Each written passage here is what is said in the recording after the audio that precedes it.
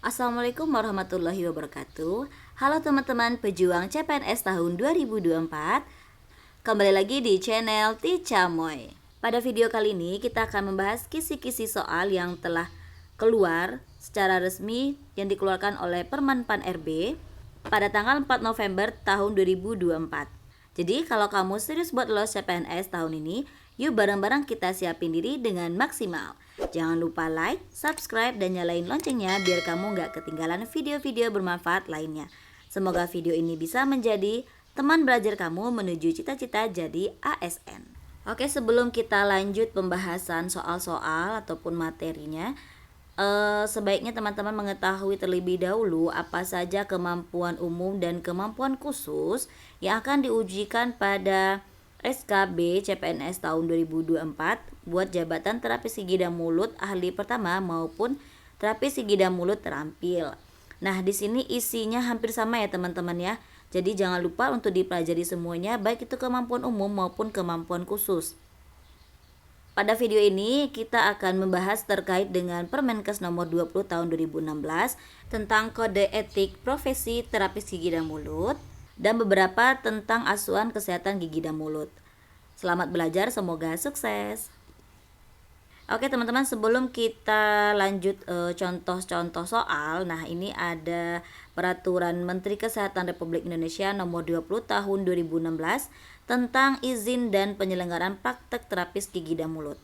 Kita lanjut ke pasal 12. Nah, ayat pertama berbunyi, dalam menjalankan praktek profesinya, terapis gigi dan mulut memiliki wewenang untuk melakukan pelayanan asuhan kesehatan gigi dan mulut. Apa saja itu? Yang pertama, upaya peningkatan kesehatan gigi dan mulut.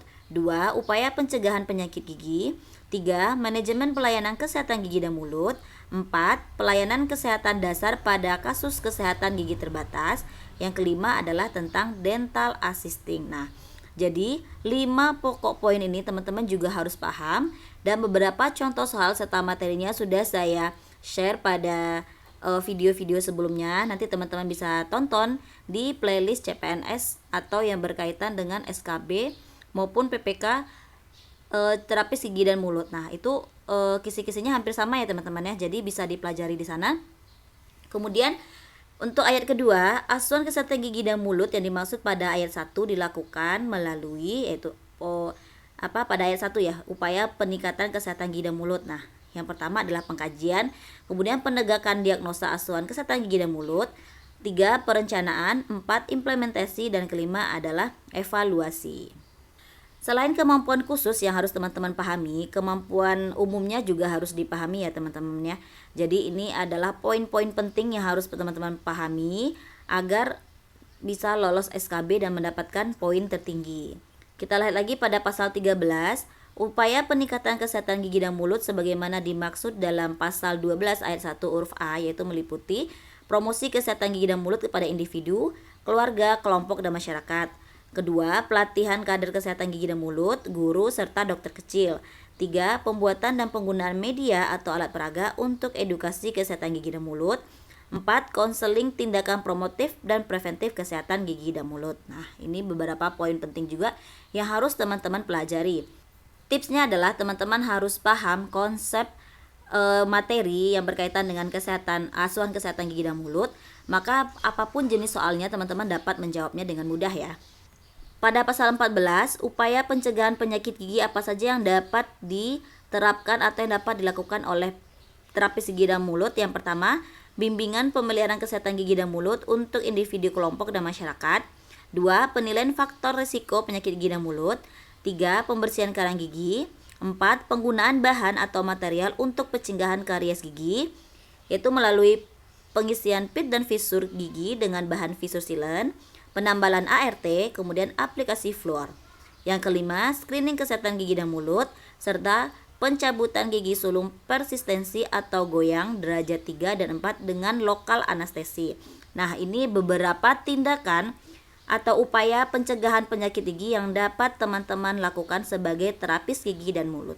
Jadi harus paham juga ya teman-teman soal-soal yang berkaitan dengan ini. Biasanya soal-soalnya berkaitan dengan soal-soal studi kasus. Nah, untuk manajemen pelayanan kesehatan gigi dan mulut sendiri, yang pertama ada administrasi klinik gigi dan mulut, 2. Pengendalian infeksi, hygiene dan sanitasi klinik. 3. Manajemen program UKGS. 4. Manajemen program UKGM ataupun UKGMD. UKGM ini adalah upaya kesehatan gigi masyarakat. UKGMD upaya kesehatan gigi masyarakat desa. Nah, untuk UKGS ini berkaitan dengan program UKS ya, upaya kesehatan sekolah. Kemudian untuk pelayanan kesehatan dasarnya pada kasus kesehatan gigi terbatas yang dapat dilakukan adalah yang pertama pencabutan gigi sulung dan gigi tetap satu akar dengan lokal anestesi. Yang kedua, penambalan gigi satu atau dua bidang dengan gelas ionomer atau bahan lainnya. Yang ketiga adalah perawatan pasca tindakan. Nah, untuk dental assistingnya, teman-teman terapis gigi dan mulut dapat melakukan asistensi pada pelayanan kedokteran gigi umum maupun kedokteran gigi spesialistik.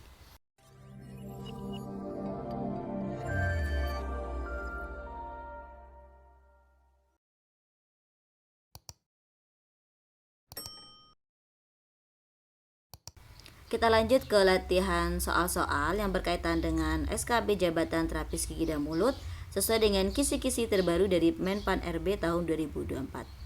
Soal yang pertama, seorang terapis gigi dan mulut menerima pasien yang meminta untuk melakukan prosedur estetik pada gigi yang sehat dan tidak membutuhkan perawatan medis. Apa yang harus dilakukan oleh terapis gigi dan mulut sesuai dengan kode etik profesinya? A. Melakukan prosedur jika pasien bersedia membayar. B. Menunda prosedur dan menjelaskan konsekuensinya. C. Menyebutkan resiko prosedur tetapi tetap melakukan prosedur sesuai permintaan. D. Melakukan prosedur dengan persetujuan tertulis pasien. E. Menolak untuk melakukan prosedur dan merujuk pasien ke ahli lain. Jawabannya adalah E. Menolak untuk melakukan prosedur dan merujuk pasien ke ahli lain.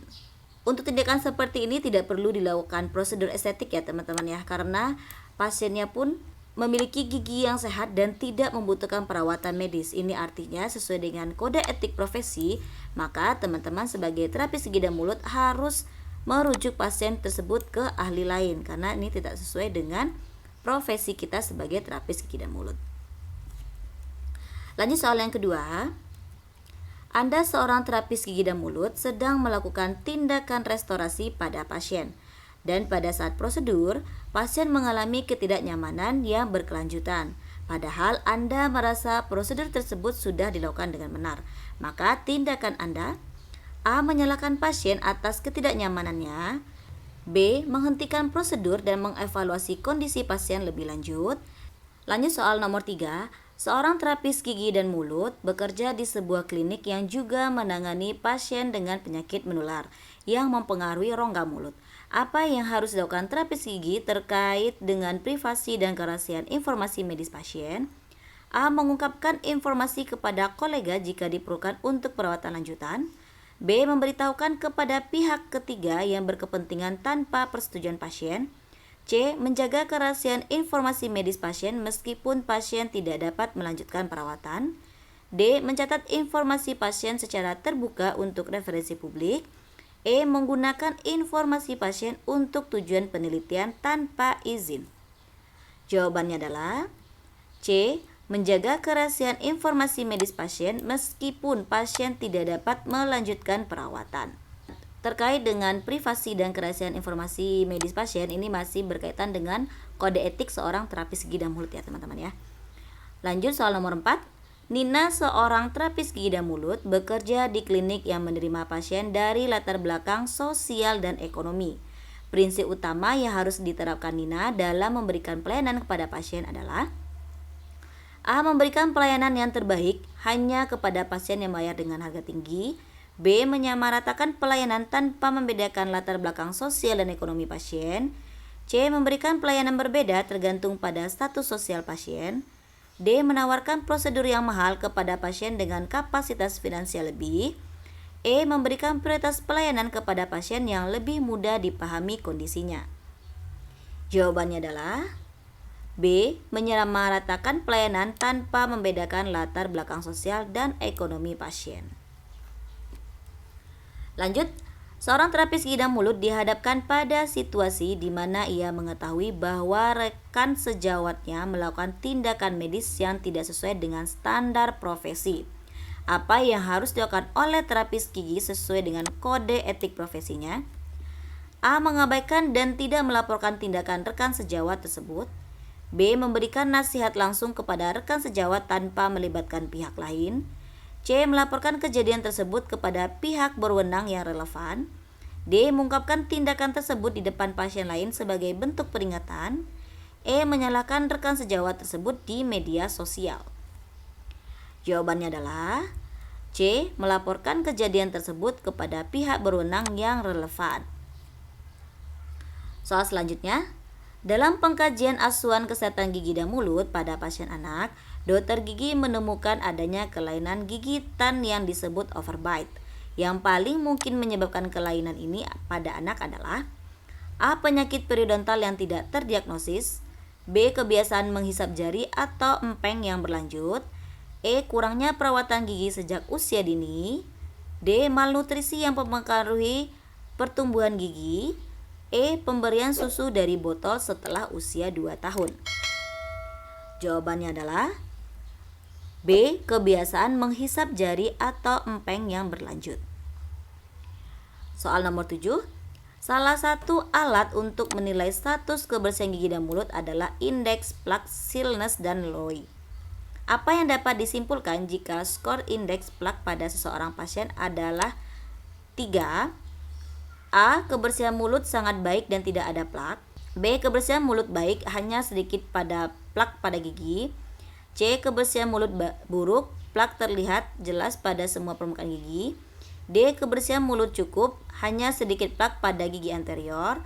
E. Kebersihan mulut sangat buruk, gigi sudah banyak yang berlubang.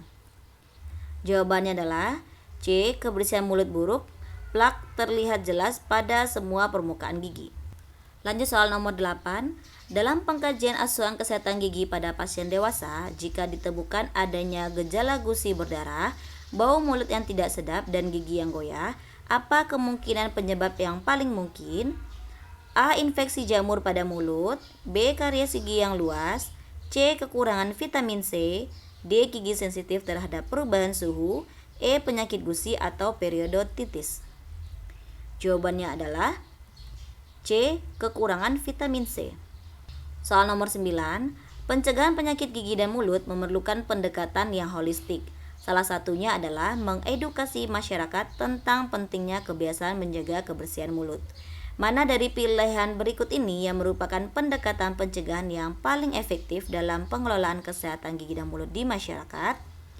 A. Memberikan layanan pencabutan gigi gratis. B. Menyediakan pasta gigi gratis untuk masyarakat miskin.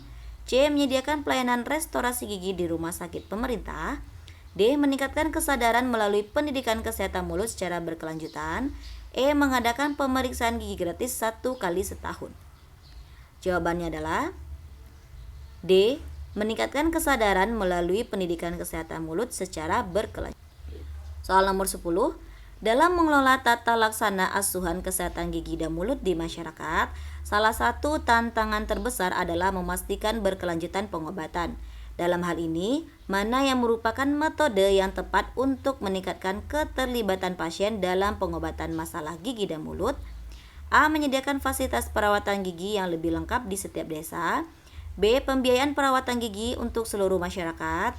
C. Penyediaan perawatan gigi untuk kasus yang sudah parah. D. Penegakan hukum terhadap individu yang tidak menjaga kebersihan gigi. E. Penyuluhan mengenai pentingnya rutin pemeriksaan gigi setiap 6 bulan.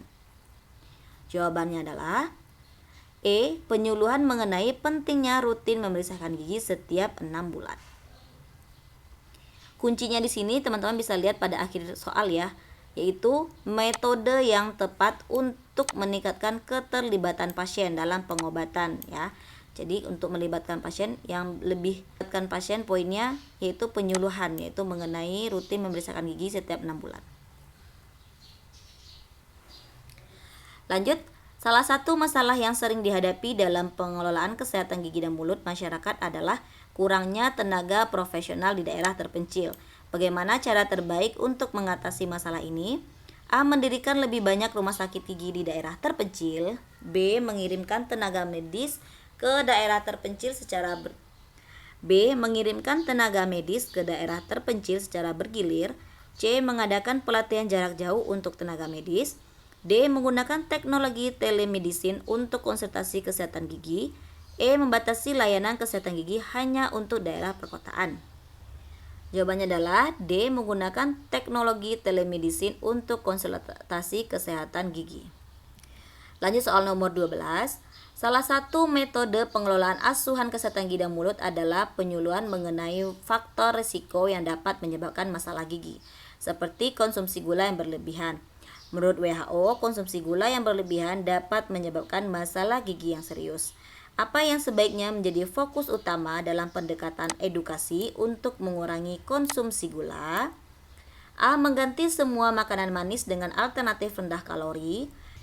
B. Mengurangi konsumsi gula pada anak-anak dan remaja. C. Mengajarkan kebiasaan mengunyah makanan berserat setelah makan. D. Menyediakan makanan sehat di sekolah-sekolah. E. Mengajak masyarakat untuk memilih makanan tanpa pemanis buatan. Jawabannya adalah B. Mengurangi konsumsi gula pada anak-anak dan remaja. Lanjut soal nomor 13. Dalam pengkajian asuhan kesehatan gigi, salah satu keluhan pasien yang umum adalah sakit gigi yang datang secara berulang. Berdasarkan gejala tersebut, diagnosis awal apa yang paling mungkin? A. Gigi sensitif terhadap suhu dingin atau panas. B. Kegagalan perawatan saluran akar. C. Peradangan pada gusi atau gingivitis. D. Gigi berlubang atau karies gigi. E. Tumor pada jaringan gigi atau gusi. Jawabannya adalah B. Kegagalan perawatan saluran akar. Lanjut soal nomor 14. Terapis gigi dan mulut diwajibkan untuk terus meningkatkan keterampilan dan pengetahuan profesional. Apa yang merupakan tindakan yang tepat untuk memastikan bahwa seorang terapis gigi tetap mematuhi kewajibannya untuk pengembangan profesional berkelanjutan? A. Mengikuti pendidikan lanjutan secara berkala dan berpartisipasi dalam seminar yang relevan. B. Mengandalkan pengalaman kerja selama bertahun-tahun tanpa mengikuti pendidikan atau pelatihan lanjutan. C. Mencari sumber daya atau informasi dari internet tanpa memverifikasi kredibilitasnya. D. Mengikuti pelatihan yang hanya berkaitan dengan peningkatan pendapatan. E. Berfokus pada praktik klinis tanpa memperbarui pengetahuan terbaru dalam bidang kedokteran gigi. Jawabannya adalah A. Mengikuti pendidikan lanjutan secara berkala, berpartisipasi dalam seminar yang relevan. Soal nomor 15. Seorang terapis gigi dan mulut mengalami konflik antara kebutuhan pasien untuk perawatan segera dengan prinsip profesinya yang mengutamakan keselamatan dan efektivitas pengobatan. Apa yang harusnya menjadi prioritas utama terapis dalam hal ini? A. Mengutamakan kebutuhan pasien untuk segera mendapatkan perawatan tanpa memandang risikonya. B. Menunda perawatan dengan alasan tidak memiliki cukup waktu untuk mempersiapkan perawatan yang benar. C. Menyusun rencana perawatan yang aman dan sesuai dengan kondisi pasien meskipun membutuhkan waktu lebih lama. D. Menyarankan pasien untuk mencari terapis alternatif yang lebih cepat. E. Memberikan perawatan sesuai keinginan pasien tanpa mempertimbangkan faktor resiko.